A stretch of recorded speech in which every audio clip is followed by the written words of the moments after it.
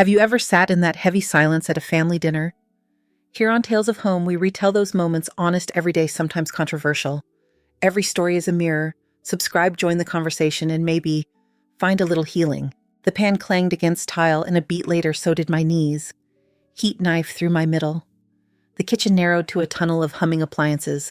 I reached for the landline, found my cell by the fruit bowl, and pressed 911. Emergency services, a voice said. State your emergency. My stomach, I managed. Something tore. A surgeon would later call it a perforated ulcer. That night, every syllable cost a stripe of fire. I gave my name and address, small blue bungalow. Boots, Velcro sheets. The paramedics were a practice storm. They asked allergies and pain numbers, slid an IV into a bruised hand. I need to call my son, I said as they turned the stretcher past the hallway photos. Caleb, 20 minutes away. I thumbed his name and heard music and ice under the siren. Mom, I can't really hear what's up. I'm going to Metro. Stomach, surgery maybe? Is Sloan on this? He shouted. We're at Lakeside Brewery. Can this wait? Text me. I'm in an ambulance, I said. Somewhere between porch and curb, the world pinwheeled to black. I came back to beeping and a square of ceiling. Repair went well, someone said. Perforation closed. Watch for infection. No lifting. When the morphine loosened, I checked my phone. One missed call from May. None from my son. I left a voicemail, then a text, then another voicemail. By discharge day, I had typed and erased the same line. I could have died, and you'd hear it from a stranger and sent nothing. The surgeon, a woman about Caleb's age, said, You were lucky. Rest. Let people help. They wheeled me to the curb with instructions and a paper sack of prescriptions.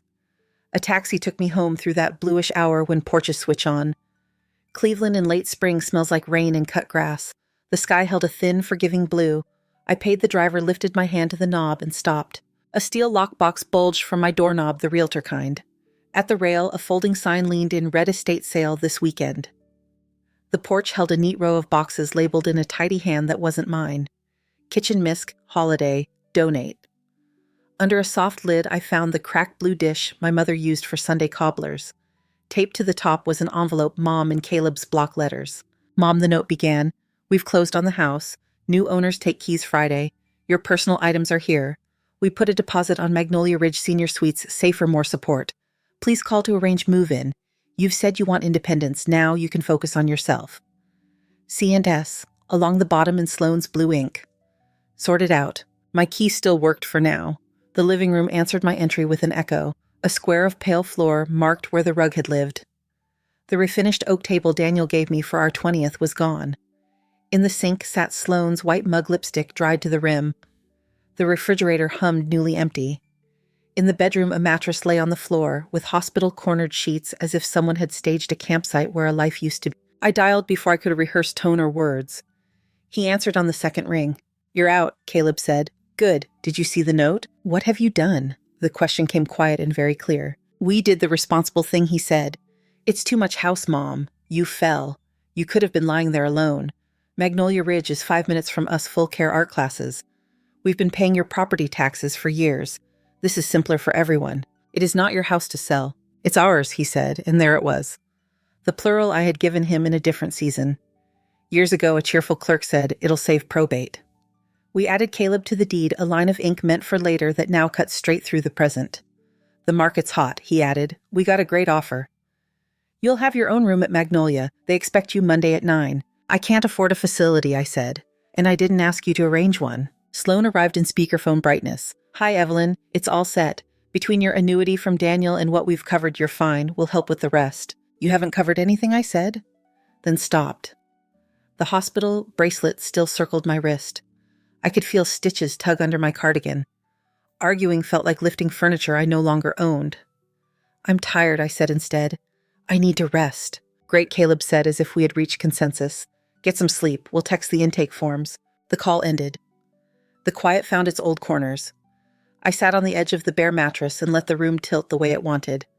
I thought of Daniel's belt buckle tapping the dresser, a small morning sound, of how this house had held us without comment. I cried until the stitches complained, then stopped because there was nothing left for tears. I pulled a blue throw blanket to my chin and lay still. After a while, I got up. I moved carefully. I brought 3 boxes inside and shut the door. I set a chair under the knob, a foolish gesture given the lockbox, but it steadied my hands. I made tea in a dented saucepan because the kettle was gone. I wrote my name on a scrap of packing paper because the rooms felt like they needed reminding. Then I lay back down, watched the streetlight paint a tall window on the wall, and listened to the refrigerator count its seconds. By morning, the house had the hushed air of a place already remembering someone else. I showered with a plastic sleeve over the bandage, dressed in the one clean blouse left behind, and dialed May. She answered on the first ring like she'd been waiting beside the phone. "Say where," she said. "The bungalow," I told her. "For now." She arrived 40 minutes later in her old Subaru with a thermos of coffee and a paper sack that smelled like cinnamon rolls. May was the kind of friend who came in with her chin up and her sleeves rolled, no sympathy clucking, just motion. She set the food on the bare counter, surveyed the lockbox, the neat boxes on the porch, the hollowed-out rooms, and didn't ask a single why. Instead, she found the clean towels warmed one under the tap and checked the edges of my bandage with a concentration that once calmed second graders through math drills. "We'll get you out of this echo chamber," she said. "You can stay in my garage studio. Finn moved out and the futon is better than it looks if you don't sit directly in the middle." We took what I could. Lift a shoebox of photos, a quilt Daniel's mother had pieced in dusty pinks. The blue cobbler dish, 2 blouses, a pair of flats. For everything else, May said later, and that word said firmly, "Let my lungs fill again." She drove with both hands at 10 and 2 and a small steady nod, like the road might try something. The sky over Lake Erie looked like brushed steel. May's studio was a single-car garage with drywall, a small window AC unit, and 2 shelves of pottery mugs Finn had made in high school. The futon sagged on one side but not the other. Someone had painted the concrete floor the color of green sea glass. She made tea, set the cup on a stack of National Geographics, and when I tried to apologize for taking space, she waved me off. "You took me to the emergency room when I thought my gallbladder was plotting murder," she said. "Sit. Eat a bite." Then we call Conrad. I hadn't thought of Daniel's advisor in years. Back when Daniel died, grief was a fog that swallowed paperwork. Conrad Patel at the credit union spoke softly and slid forms across the desk, with room between his fingers and the signature line, like he understood the distance between decision and ink. We had met twice, once for the life insurance payout, once to set up something he called a ladder of municipal bonds. After that, I let statements pile in a neat, unopened stack like sacred mail. Conrad could meet the next afternoon. May drove us to a neighborhood branch that shared a parking lot with a donut shop and a barber. Inside, the air conditioning ran like a river in the walls. Conrad had more gray at his temples now, and half-moon glasses he tipped down when he wanted to be certain I heard him. "You've had a scare," he said, after the greetings that people trade when they don't know whether to say the quiet parts. "Let's take stock." He opened a folder and turned the pages slowly so I could see the numbers before he said them. There were larger numbers than I expected, dividends that had been reinvested for years, the bond ladder throwing off interest like a clock that never forgot to ring. He wrote the monthly figure on a legal pad and pushed it toward me. That can't be right," I said. "It is," Conrad said. "Daniel was a conservative investor and you didn't raid the principal. Markets have been favorable. You are not rich by the magazine's definition, but you are not at the mercy of a facility because someone says safety in a helpful voice." May made a small sound that might have been a laugh or a sob. I looked at the number and then at my hands. Shame came first, the kind that arrives when you realize you've been in the room with the light off. Then something else quieter, a loosening. I hadn't been reckless, I'd been afraid of doing it wrong. There is a difference. Conrad drew a simple map of next steps. "We move accounts to a living trust with you as trustee," he said. "We update beneficiaries. We lock digital access. No co-owners. We add a backup trustee you choose, preferably not the person who shows up with a realtor lockbox." Dana May said, "We'll call Dana." Dana Whitaker's office lived in a repurposed Victorian that leaned a little like the house was tired of standing straight for a century. She greeted us herself in a navy dress and comfortable shoes, her handshake warm, her questions precise. On her bookshelf sat a framed photo of a woman in a graduation cap and a dog with a tragic haircut. The diplomas on the wall said elder law and trusts, but her voice said teacher. We spent 2 hours naming and unnaming. Dana explained things I'd heard before but never kept, the practical way a living will keeps you from becoming paperwork. The difference between a durable power of attorney and the ones that evaporate when you need them most. She listened to my version of the sale. I told her about the second name on the deed, the closed house with its new echo, the note with sorted out in ink that wasn't my son's. She nodded at the right places and didn't say poor thing. "With a joint deed, it's muddy," she said. "Challenging a sale when one owner signed and we don't yet know how is a climb. But your immediate work isn't backward." She slid a draft of a new will across the desk. "It's forward. Protect your decision-making. Decide what help looks like and who qualifies to give it. We changed my executor. We appointed a medical proxy who wasn't my son. Dana filed name change notices for accounts canceled one antiquated credit card and gave me a leather folder for documents I had always imagined other people having. When I stood to leave, my knees didn't wobble. "What about the deposit?" May asked in the doorway, the place with the cheerful brochure. "If you did not sign a residency agreement, Dana said their contract is with the person who did. We'll send a letter clarifying that. Do not let anyone bulldoze you with 'for your own good.' That phrase is not a legal instrument." We stepped back into the hot afternoon with the leather folder under my arm. The air smelled like cut grass and engine exhaust. For the first time in days, light felt like weather instead of pressure. That night in May's studio, the AC unit starting and stopping like a sleeper with a cough, I sorted the shoebox of photos. Here was Daniel with grease under his nails and a grin holding up the belt he'd finally threaded back through a stubborn buckle. Here was Caleb at 5 with a gold paper crown from the church Christmas pageant.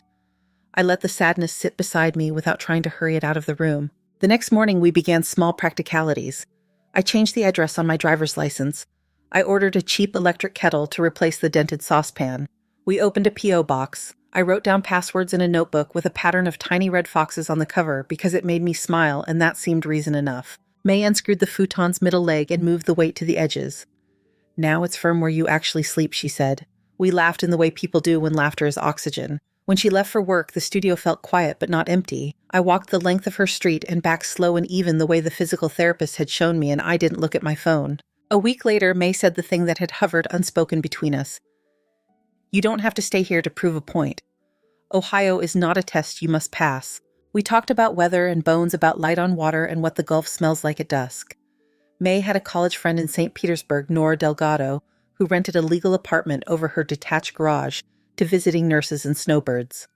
It was small, Nora said on the phone, and it had a tiny patio with room for a chair and a basil plant. I ran my fingers over Daniel's quilt, tracing a seam where two pinks didn't quite meet.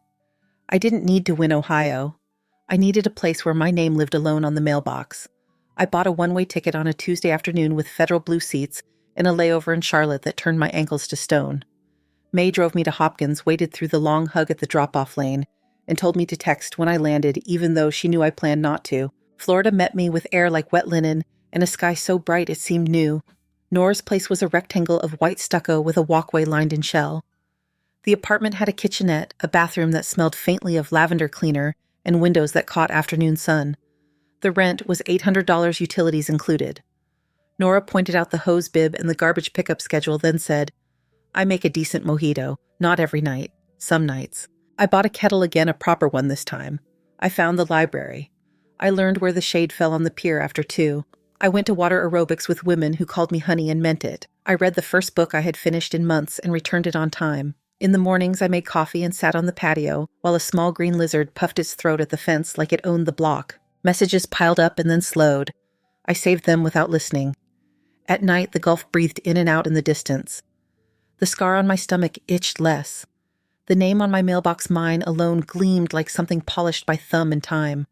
I slept with the window cracked and dreamed of nothing at all. The first email came on a Tuesday, subject line trimmed to politeness. Story inquiry, financial independence, 60+. The body was short friendly, signed by a producer named Lila Reyes from a show called Ledger in Life, a national podcast that filmed certain interviews for the regional PBS affiliate. She said she'd heard about me through a professional referral, which could have been Conrad or Dana or the librarian who liked to put aside mysteries with capable widows. Lila asked if I'd consider talking about taking control of money later in life, what I learned, what I wish I'd known. Her tone wasn't corporate bright. It had a small human hitch in it, as if she knew what it meant to make a new map from a torn one. We scheduled a pre-interview. I made coffee and sat at the tiny table by my window while lizards blinked on the railing outside like we were all attending the same meeting. Lila's questions were practical. How did I organize accounts? What pushed me to change? What would I say to someone afraid to begin? I answered carefully. I described fog forms, read set aside, read again, and the relief of making one clear choice at a time. I said I didn't want my son named. Of course, she said. We center you. I asked that we avoid specific dollar figures. Absolutely, she said, making an audible note. They booked me for the following week at a studio in Tampa. Nothing fancy, she warned, think Office Park with a mission. May insisted on driving. My job today is to hand you water and make faces at the right moment, she said, which she did for the entire 28 minutes of makeup and mic check. The building's lobby smelled like copier heat. The green room was more blue than green, and the snack tray made a statement about budgets, pretzels, a bowl of Clementine's coffee that tasted like meetings. The host, Tasha Reed, introduced herself with a handshake that felt like she practiced being fully present. "We keep it conversational," she said, eyes kind, voice steady. "Lots of people are carrying what you carried." The set was a small square of calm fern, in one corner bookshelf, in another 2 chairs angled toward each other like we had met halfway and were doing fine about it. I breathed like the physical therapist taught me, down into the belly, out through the count. The lights came up, a camera operator lifted 2 fingers, and Tasha began. We walked through the bones of my story, turning it so the light caught the parts that mattered without lingering on the parts that didn't. I said I was scared and I hired help where the floor felt soft. I talked about Conrad's legal pad and Dana's leather folder and the day I realized I'd been living dimly out of fear of flipping the wrong switch. I heard May's laugh soft from somewhere beyond the curtains. Tasha leaned in as if the distance between our chairs contained a very old conversation about permission. "We won't get into any numbers," Tasha said at one point, pivoting to camera for a rap line. Then she turned back to me with a smile meant to land as reassurance and said warmly, "But the truth is, you've built an income stream. What is it, roughly $72,000 a year, that demonstrates what's possible when someone gets clear? There is a sound a room makes when it moves an inch to the left. It is not audible exactly. It is the breath that leaves and does not come back on time." I kept my face where I had put it, attentive, composed. I thought of Dana's voice, "You control what you say," and said evenly, "What matters is sustainability, not the number itself." The camera light stayed red, which meant we were still recording. Tasha nodded, pleased with our tidy phrase, and eased us to the sign-off. When the light clicked off, my hands remembered how to be hands. Tasha squeezed my shoulder. "You were wonderful," she said. "People need to see someone who looks like their aunt or their favorite teacher and think, oh, I can do this." Lila came in from the wings with apologies already in her eyes. "I'm sorry about the figure," she said under the air conditioner's hum. "We rehearsed not saying it." Tasha slipped. She shook her head. "I can edit it for the podcast feed and the YouTube archive, but the live TV cut already went." "It's fine," I said, because at that exact minute there was nothing to do but arrive at that word. I knew it wasn't not quite. The number had been a boundary built from good reasons, not because I had shame, but because money in the open produces a certain weather in families. Still, weather is just what the air does until it doesn't. May drove us back across the Howard Franklin the Bay, a sprawl of hammered light. "Want to talk about it?" she asked. "No," I said. "Let's notice pelicans." So we did 3 of them, arrowing low, as if the water had written their names. My phone began to buzz before we reached the Gandhi. By the time we crossed 4th Street, the lock screen was a gallery of missed calls.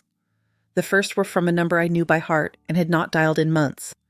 Then texts stacked like cards. "Caleb, saw you on TV, call me." "Caleb, is that number real, Caleb?" "Where did that come from, Sloan? We should regroup. Magnolia holds the deposit 10 days. Caleb, please answer. I'm worried." I turned the phone face down on my knee. May glanced at it and then at me. "We have leftover black bean soup," she said. "We can eat it with a spoon or tortilla chips, which changes nothing except attitude." Back at my apartment, light from the small western window slid across the painted floor in a mellow stripe. I poured water into the kettle and watched it button to a boil. The phone kept shaking like a small animal trying to get loose. I put it in a drawer, not because I was noble, but because drawers were designed for containment. In the late afternoon, I walked to the pier. A boy practiced casting beside his grandfather, who sat in a camp chair with ankles crossed, a can of orange soda balanced on the arm. A woman in a sun hat read a paperback with a rubber band around its middle to guard the bent pages. No one knew what had been said on a local TV cut of a national podcast. I felt the small relief of anonymity that had drawn me to this city in the first place, the freedom to be a person rather than a story in someone else's mouth. When I came back, there were 27 missed calls and 9 voicemails. I let them sit. The lizard at the base of the basil pot watched me like a landlord. I watered the plant, set the kettle on again, and returned to the leather folder. I read the trust documents out loud, not because they needed hearing, but because my voice did. Trustee Evelyn Hart. I liked the sound of it. I liked that it did not require translation into someone else's plan. The next morning, the messages multiplied. "Are you okay? We need to talk." This is getting childish. That last one came from Sloane's number. I deleted it before it had a chance to harden into something heavier. I took a notebook and made columns not of pros and cons, but of pieces I could control. Change the account alerts from email to paper. Yes. Remove my number from the credit union's shared contact page. Done. I walked to the post office and rented a bigger P.O. box because mail seems to expand when you start handling it.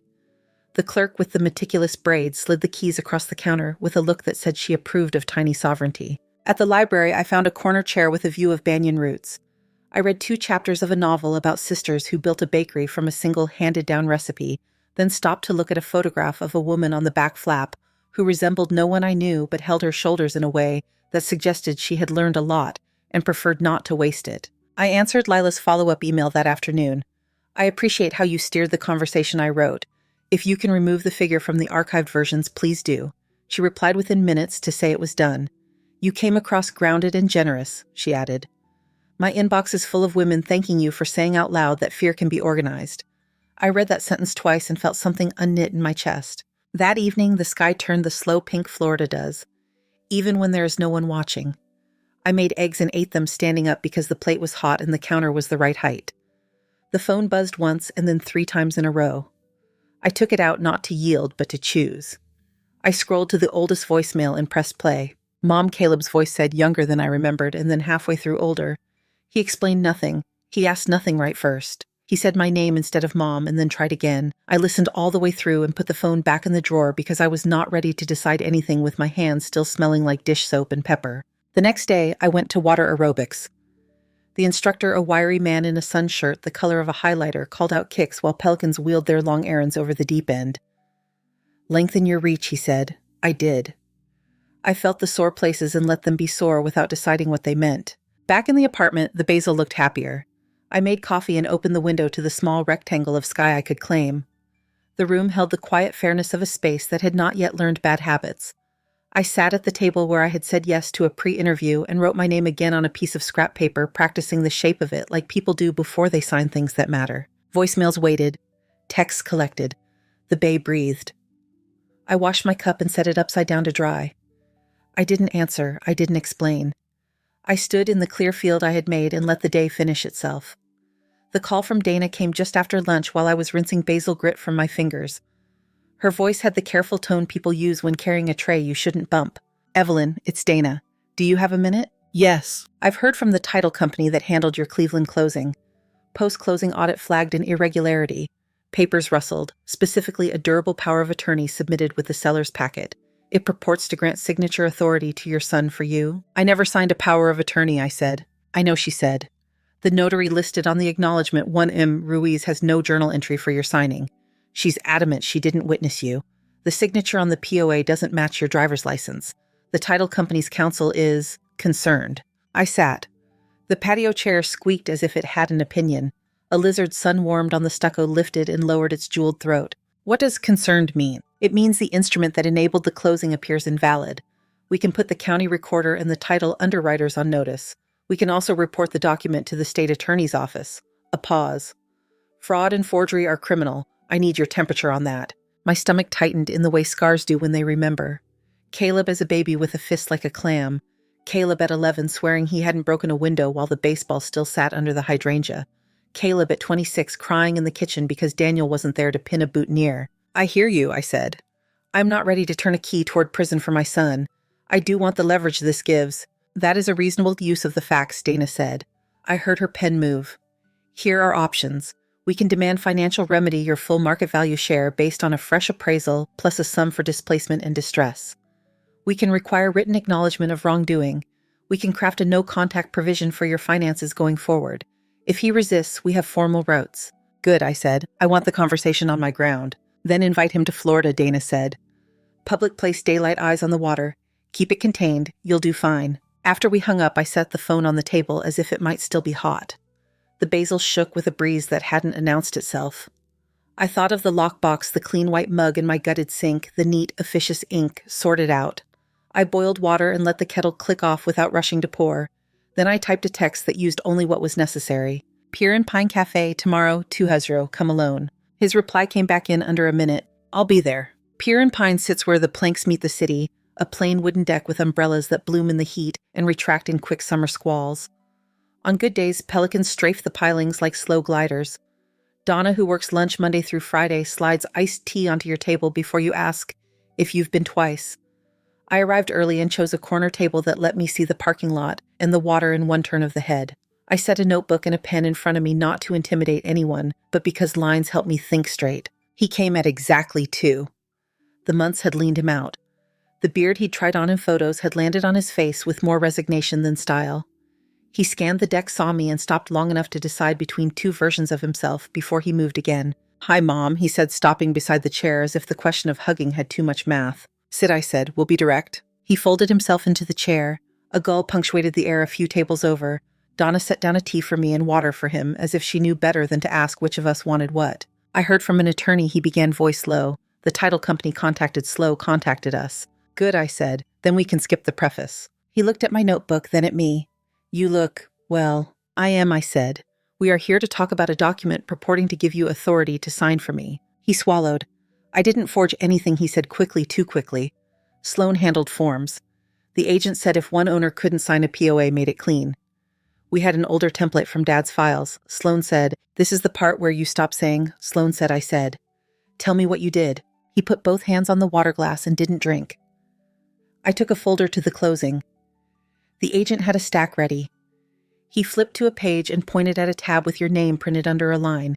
He said, "Your mom's power of attorney covers this." I signed where he told me. He finally lifted the glass and took a swallow. "I thought we were doing the right thing. You were in the hospital. The house was too big." I let the words pass and set in the air where they could be measured. "You signed my name on seller documents using a power of attorney that doesn't exist," I said. "That makes the closing rotten at the stem. That is not the right thing." His face changed shape the way faces do when a word lands and wobbles the board they've been standing on. He stared at the tabletop.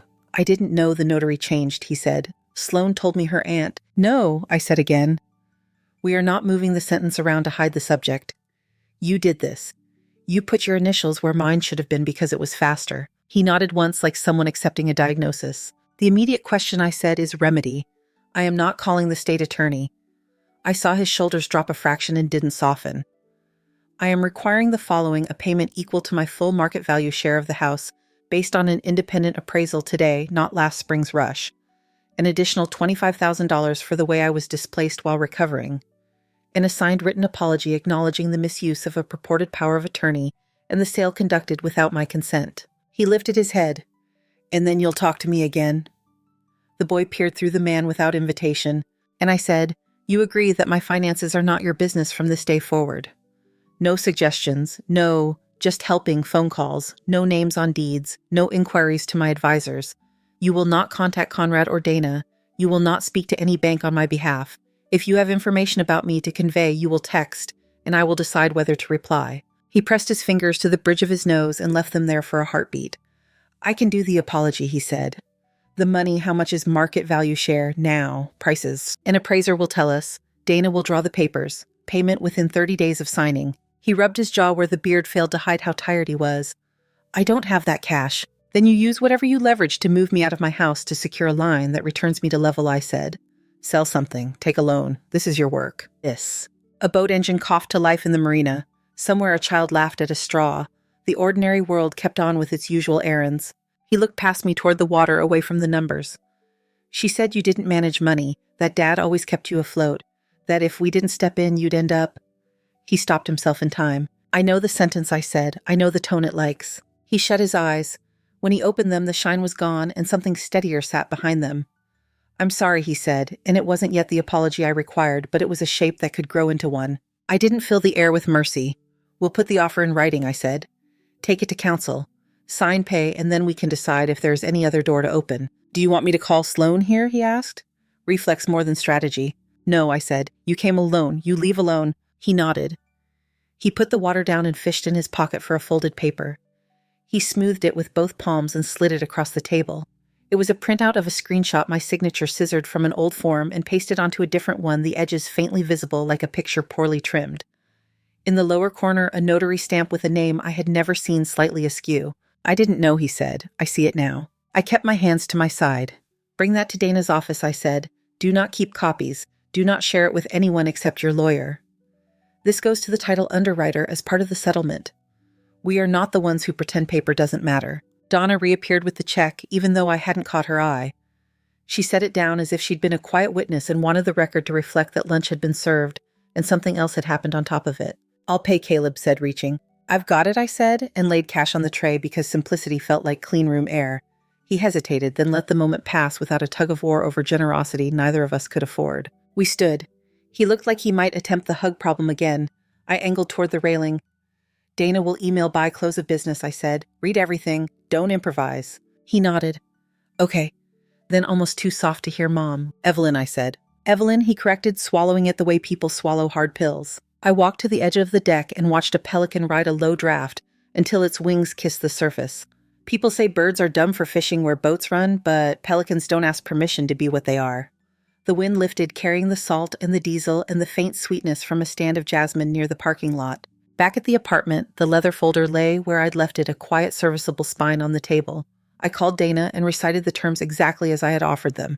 She listened without interruption. I'll draft and courier for signature, she said. We'll tie the apology to disbursement. We'll note the title company's audit.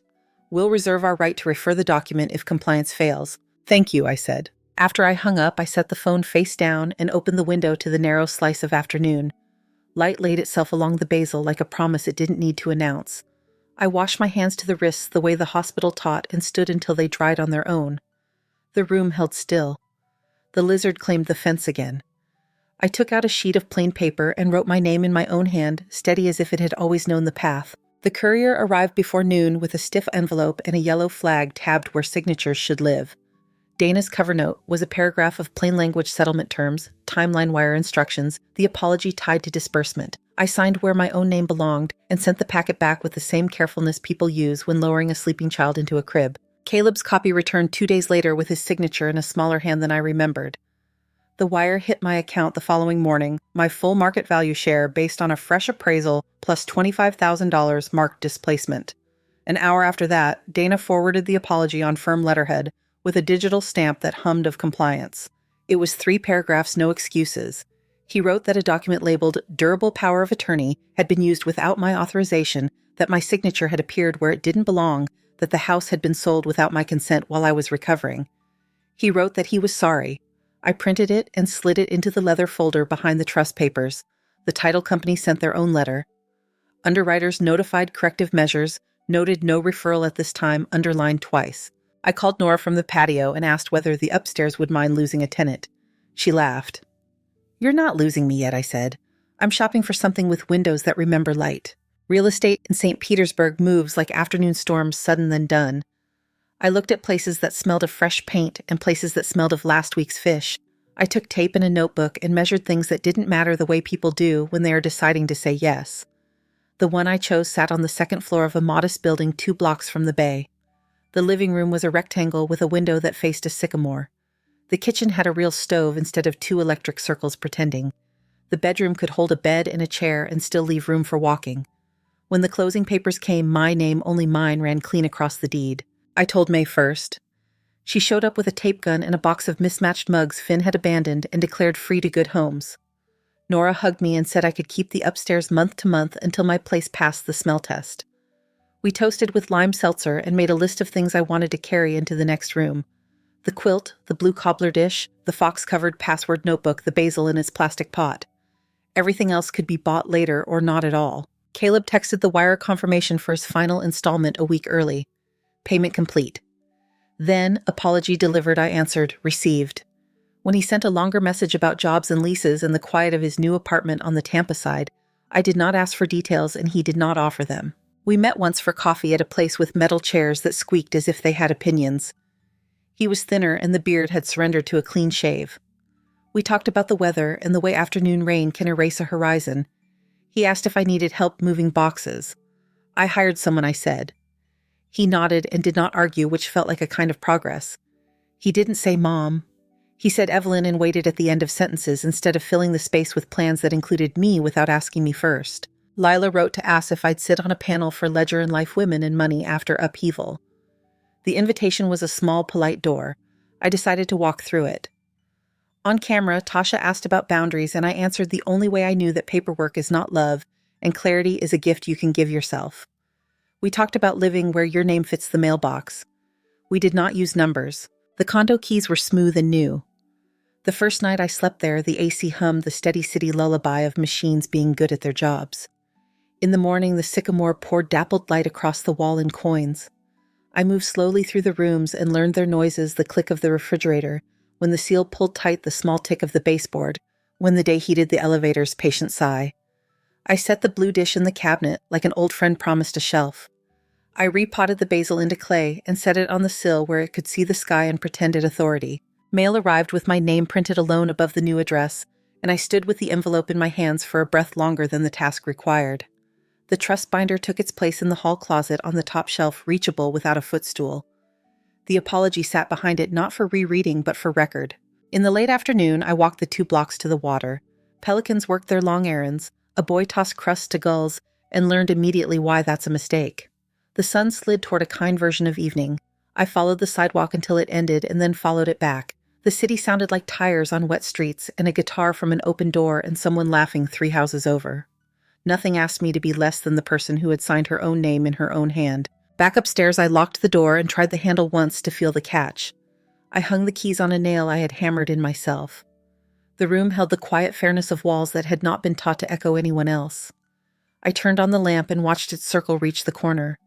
Home wasn't the bungalow or the zip code or the family photo caught in glass. It was this my name on the deed, my hand on the lock, my terms for who comes in. Home isn't an address, it's a boundary I keep. Thank you so much for listening to today's story. If this story resonated with you or made you reflect, I'd love to hear your thoughts, so feel free to share them in the comments below. And don't forget to like, subscribe, and hit the notification bell so you won't miss the next story.